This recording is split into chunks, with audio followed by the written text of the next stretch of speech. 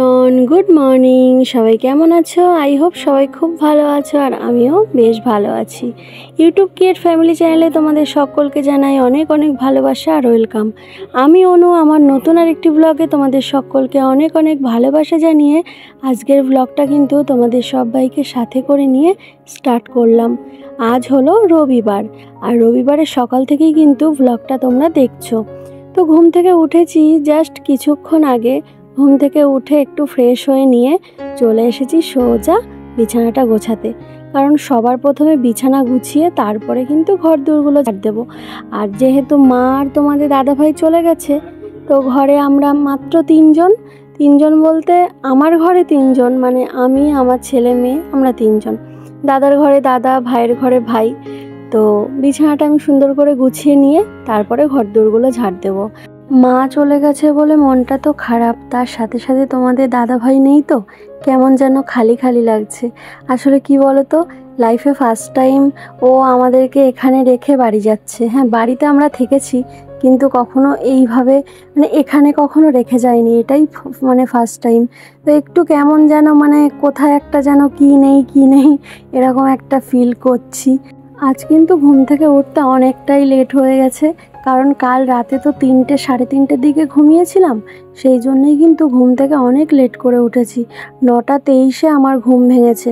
তারপরে ঘুম থেকে উঠেই সংসারের কাজে লেগে পড়েছি, আর 9টা 23 থেকে শুরু করেছি, আর 1:30টার মধ্যে কিন্তু সমস্ত রান্না বান্না সবটা কিন্তু কমপ্লিট করব, সেই টার্গেটটা আমার আছে। স্মার্টভাবেই সমস্ত কাজটা কমপ্লিট করব খুব তাড়াতাড়ি। তো সেটা দেখতে হলে তোমাদেরকে অবশ্যই চোখ রাখতে হবে আমার এই ভিডিওটাতে। তো সকালের টিফিনটা কিন্তু ঝটপট করে বানিয়ে ফেলেছি। আর সকালের টিফিনে কি আছে, সকালের টিফিনে কিন্তু তেল রুটি বানিয়েছি আর সাথে একটু আলুর চচ্চড়ি। তো এটাই আমরা সকালবেলার টিফিনে খাবো। আর দাদা চলে গেছে বাজারে বাজার করতে, দুপুরে কি রান্না হবে সেই জন্যে। তো চলো আমরা খাবারটা খেয়ে নিই, আর তোমরা ভিডিওটা কন্টিনিউ করো। আমার মাম্মাম দেখো কত বড় হয়ে গেছে, তারপরেও ওকে খাইয়ে দিতে হবে। সকাল সকাল মাম্মামের আবদার যে আমাকে খাইয়ে না দিলে খাবো না, আর পাপা বলছে আমাকেও তাহলে খাইয়ে দিতে হবে। তো দুই ভাই বোনকে খাইয়ে আমিও নিজেও খেয়েছি, মানে 3জনে মিলে একসঙ্গেই খাওয়া দাওয়াটা করলাম। করার পরে সোজা চলে এসেছি কিচেনে, রান্না করব। ভাতটা কিন্তু আমার অলরেডি হয়ে গেছে, আর ভাই উচ্ছে আলুর তরকারিটাও রান্না করে ফেলেছে।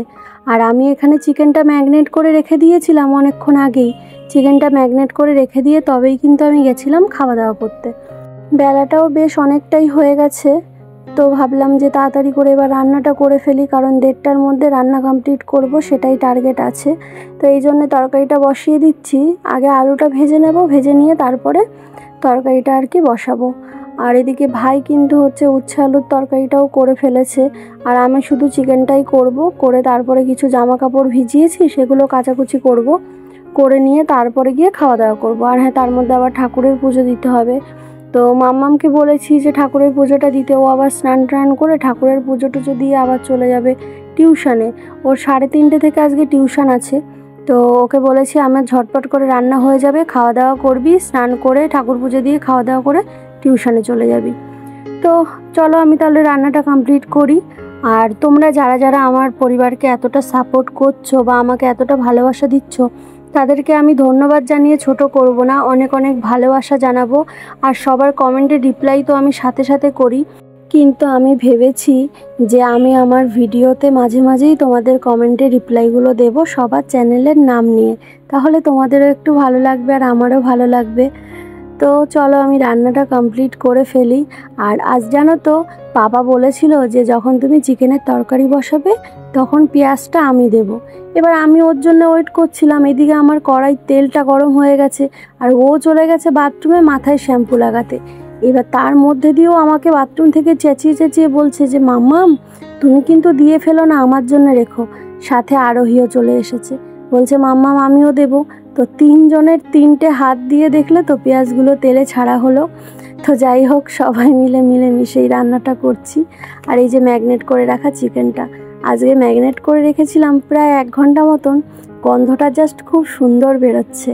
তো চলো আমি রান্নাটা ঝটপট করে কমপ্লিট করে নিই।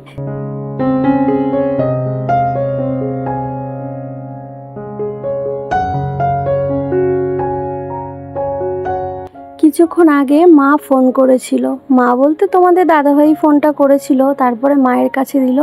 মার সাথে যখন কথা বললাম মা কিছু কথা আমাকে বলল, তো সেটা শুনে আমার নিজেরও কিন্তু কান্না পেয়ে গেল। মা বলছে বুকে পাথর রেখে তোমার ঘর থেকে বেরিয়ে এসেছি, কিন্তু ট্রেনে এসে শুয়ে শুয়ে কান্না করছি। তো মাকে বোঝালাম যে কান্না করো না, কষ্ট পেও না। বলছে আমি যে এতগুলো দিন ছিলাম আমার কি কষ্ট হচ্ছে না? আমার তো বুকটা ফেটে যাচ্ছে কষ্টে, কিন্তু কি করব, মায়ের ওষুধ শেষ হয়ে গেছে, তো সেই কারণে মাকে যেতে হয়েছে। তো মা ওইদিকে কষ্ট হচ্ছে, আমাদের এই দিকে কষ্ট হচ্ছে, মনটা খারাপ। মায়ের তো মন খারাপ, তার মধ্যে দিয়েও মা কিন্তু আদিকে আরোহীকে বারবার ফোনে বোঝাচ্ছে যে মন খারাপ করো না, আমি তো আবার আসবো।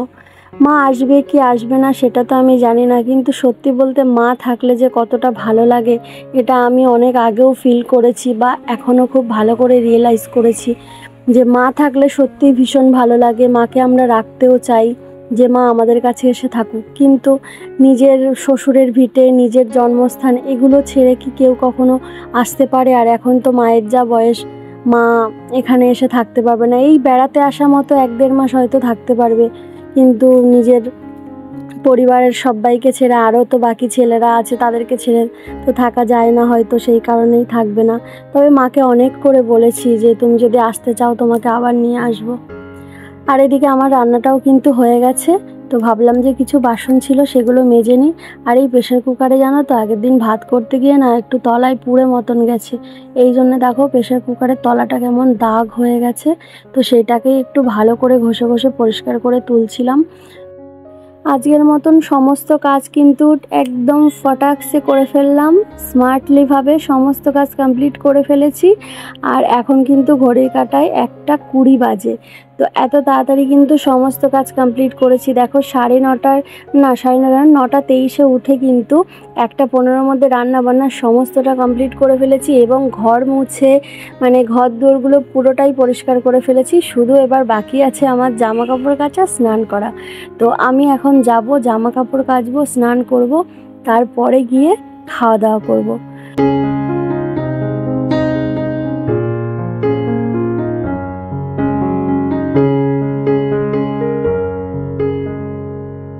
একজন গৃহবধূই কিন্তু পারে সংসারটাকে সোনার মতন করে সাজিয়ে রাখতে। আমার সংসারটাকে আমি সুন্দর করে সাজিয়ে গুছিয়ে নিজের হাতে গুছিয়ে রাখতে ভীষণই ভালোবাসি। শুধুমাত্র আমার কোম্পানির কাজ আর আমার ইউটিউবের কাজ এত কিছু একসঙ্গে গুলিয়ে যায় বলে অতটা সুন্দর করে হয়তো করে উঠতে পারি না। তবে জানো, তুমি সবসময় চেষ্টা করি যে আমার সংসারটা সবসময় পিটপাট একদম ফিটফাট হয়ে গোছানো থাকবে। স্নান টান করে চলে এসেছি, এবার খাওয়া দাওয়া করব। আর আজকে জানো তো আমার জামা কাপড়গুলো যে কেচেছিলাম সব জামা কাপড়গুলো ছেলে মেয়ে মেলে দিয়েছে। তো তোমাদেরকে দেখাবো, ওরা এত ছোট্ট ছোট্ট দুটো মানুষ কত সুন্দর করে জামা কাপড়গুলো মেলেছে। আমার আর কোনো কিছু মেলা লাগেনি, তো তোমাদেরকে অবশ্যই দেখাবো। দেখো আমার ছেলে মেয়েরা কত বড় হয়ে গেছে, তোমাদের দাদাভাই বাড়িতে নেই বলে ওরাই কিন্তু জামা কাপড়গুলো সুন্দর করে মেলে দিয়েছে। আজকে আমার সত্যিই ভীষণ কষ্ট হচ্ছিল এতটা জামা কাপড় কাচাকুচি করার পরে। এবার জামা কাপড়গুলো কেচে ধুয়ে বালতিগুলো আমি বার করে দিয়ে যখনই বাথরুমের দরজাটা বন্ধ করেছি স্নান করতে, তারপরেই হয়তো ওরা জামা কাপড়গুলো নিয়ে মেলে দিয়েছে। তারপর আমি বাথরুম থেকে বেরোতেই আমাকে বলছে মাম্মাম সব জামা কাপড় মেলে দিয়েছি। তারপর সত্যিই আমি বাইরে গিয়ে দেখে তো অবাক যে আমার ছোট্ট ছোট্ট বাচ্চাগুলো সমস্ত জামা কাপড়গুলো মেলে দিয়েছে। আর ওই শাড়িটা ওর মামাকে বলেছে মেলে দিতে, তাই ওর মামা মেলে দিয়েছে, কারণ ওরা তো অতটাও বড় হয়নি যে শাড়ি মেলতে পারে। তো যাই হোক, তারপরে আমি এই যে খাবার বেড়ে ফেলেছি সবার জন্যে। সবাই বলতে আদি আরোহীর খাওয়া হয়ে গেছে, না আদির খাওয়া হয়ে গেছে, আরোহী আর দাদা ভাই আর আমরা 4 জন খাওয়া দাওয়া করব। তো 4 জনের জন্য 4টে প্লেটে খাবার বেড়ে ফেলেছি। আর উচ্ছে আলুর চচ্চড়ি কিন্তু আমাদের 3 জনের পাতেই দিয়েছি, কারণ আরোহী তো খাবে না, আরোহী শুধু চিকেন দিয়েই খাবে। আর এইদিকে কিন্তু সন্ধ্যাবেলা একটা স্পেশাল খাবার চলে এসেছে, আর সেটা ভাই নিয়ে এসেছে। তো এটার মধ্যে ছিল ফুচকা, আর এই ফুচকাটা প্রায় 1 বছর পরে হয়তো আমি খাবো। 1 বছর না বলাটা ভুল হচ্ছে, 7-8 মাস তো হবেই, তার বেশি ছাড়া কম না।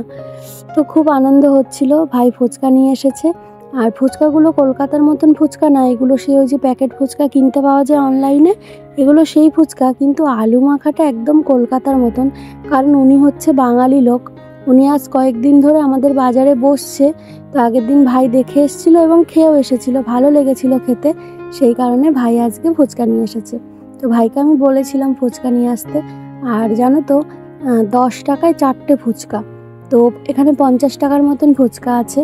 তো সবাই মিলে এখন খাওয়া দাওয়া করবো ফুচকা, ভীষণ আনন্দ হচ্ছে ফুচকা খাবো। এমনিতে আমি খুব একটা ভালোবাসি যে তা না, আমি দই ফুচকাটা খেতে সব থেকে বেশি ভালোবাসি। তো এখন এই ফুচকাটাও অনেক দিন খাওয়া হয় না, তাই ভীষণ ইচ্ছা করছে খাবার। তো এই যে সবাই মিলে বসে পড়েছি, আর ভাই হচ্ছে ক্যামেরাম্যান, তো সেই জন্য ভাইকে কিন্তু আদি খাইয়ে দিচ্ছিল। আর আমার দাদাকে বললাম, কিন্তু দাদা বলছে না, ওর ঠান্ডা লেগেছে, ফুচকা খাবে না। তো বন্ধুরা, আজকের ভিডিওটা এই পর্যন্তই। যদি ভালো লাগে লাইক কমেন্ট শেয়ার সাবস্ক্রাইব করো, আর এইভাবেই পাশে থেকো। আর নতুন নতুন ব্লগগুলো অবশ্যই আসবে তোমাদের জন্য। ভিডিওতে ভিউজ না থাকা সত্ত্বেও কিন্তু আমি রোজ ভিডিও আপলোড করব। দেখি আমার ভাগ্যের পরীক্ষা নিচ্ছে তো ভগবান, কত আমার ভাগ্যের পরীক্ষা নিতে পারে আমিও দেখব। তো চলো, সবাই ভালো থেকো, সুস্থ থেকো, সবাইকে টাটা।